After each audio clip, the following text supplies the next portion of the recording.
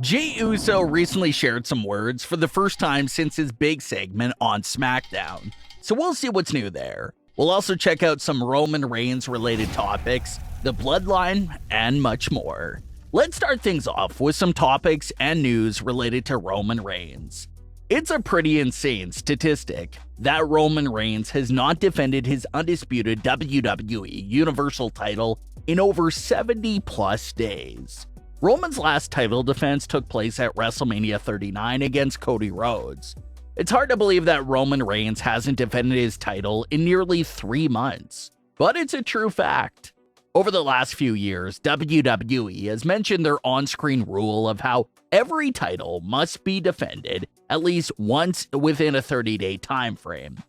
But Roman Reigns going 70 days without defending the title is a good example of how that rule isn't really strictly followed, and basically just comes and goes as they please.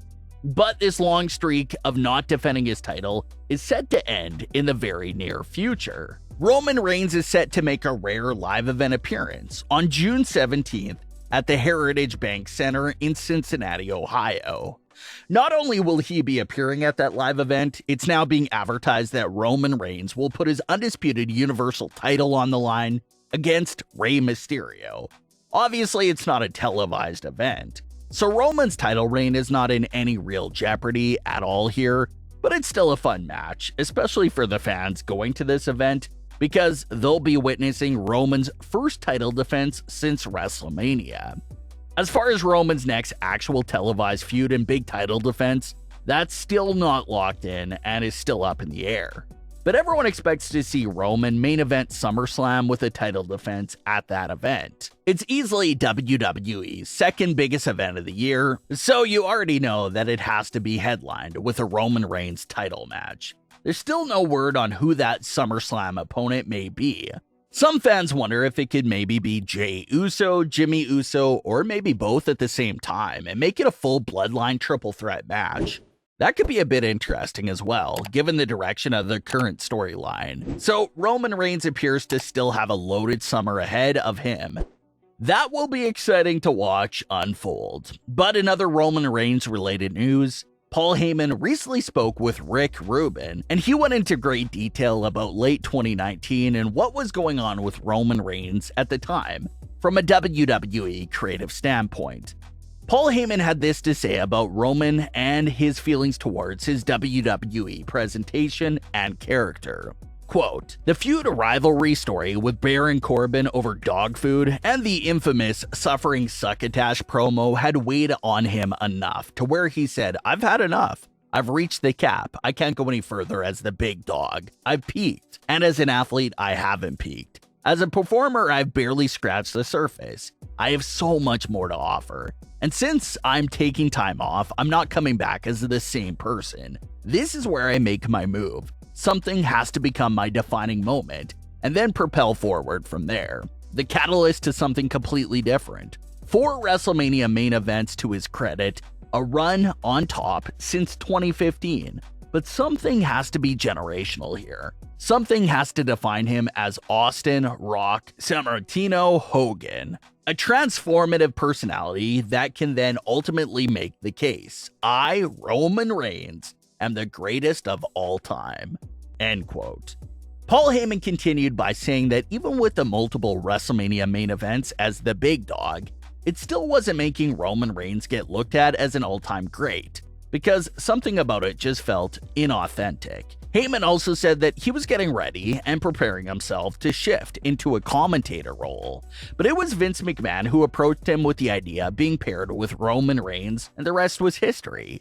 So it looks like Roman was agreeing with some of the fans' complaints about the big dog persona. He just felt like he reached a ceiling with that persona and there was nothing more left to do with the character. And since he was taking time away from WWE due to the pandemic, he took that opportunity to make his return even bigger by completely reinventing himself and becoming a whole new character upon his return. And it worked out great because most fans can agree that the tribal chief persona is by far some of Roman's greatest works in his entire WWE career. So it was just really interesting to hear from Paul Heyman about just how fed up even Roman Reigns was with the creative surrounding the big dog character. All eyes are currently on Jey Uso within the Bloodline story right now. Roman and Jimmy are both trying their hardest to pull Jey Uso over to their sides, but nothing appears to be working for either side for the time being. Roman and Heyman are extremely desperate to keep Jey on their side. As we went over before, Roman and Heyman are trying to convince Jey to stay within the Bloodline by promising him that he'll be next in line to be the tribal chief, and how everything that currently belongs to Roman will be Jey's one day. So that's Heyman and Roman's big pitch and proposal to Jey. Jimmy isn't really offering Jey anything because he honestly shouldn't have to. They're twin brothers. They shared the womb. They came into the world together.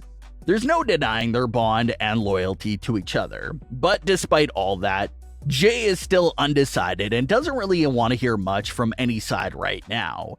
He pushed Jimmy out of the way and walked past Paul Heyman and Solo Sikoa as well on SmackDown, leaving his current position and where he stands as a big mystery. Well, Jey Uso broke his silence on the current tension within the Bloodline by posting a picture of himself face-to-face with Solo Sikoa, with a caption that read, quote, "Don't make me get you," end quote. So that post by Jey confirms what we already figured. He's sort of fed up with everything right now, and he's not on any side for the time being. Another thing that Jey Uso also threw in there as his own clause is that if he fully rejoins the Bloodline, he wants Paul Heyman gone. So that may be a big decision and choice that Roman Reigns will have to consider and think about. Does he get rid of Paul Heyman in order to hold on to Jey? Or does he let Jey walk in order to hold on to Paul Heyman? It sounds like there's a strong possibility that this decision could come up for Roman Reigns in the future. And if Paul Heyman does get booted from the Bloodline during this entire Civil War arc, you do have to wonder where he would go next. Does he go back to Brock Lesnar? Does he scout a new client to align himself with? That could be all things Paul Heyman's character will have to consider if Roman does decide to accept Jey's clause of getting Heyman out of the Bloodline. So as usual, there's just so many different layers and potential routes for this story to go in. And that's what keeps it on top of WWE as the biggest ongoing storyline that has lasted several years now. And like Roman and Paul Heyman said just a few months ago at WrestleMania, they feel like they have only started to scratch the surface of where they want to take things within this storyline, implying that they're nowhere even near the end. So it's going to be very interesting to see where this story continues to go. Obviously, it looks like Jey Uso has a slightly better chance of siding with Jimmy Uso than Roman Reigns. But like we've been discussing for a while now, it just feels like another big unexpected twist could be coming to this story either at Money in the Bank itself or in the weeks that follow Money in the Bank. But what are your thoughts on today's stories? Leave your comments below. Don't forget to subscribe with all notifications on, and leave a like if you enjoyed. Thanks for watching, guys.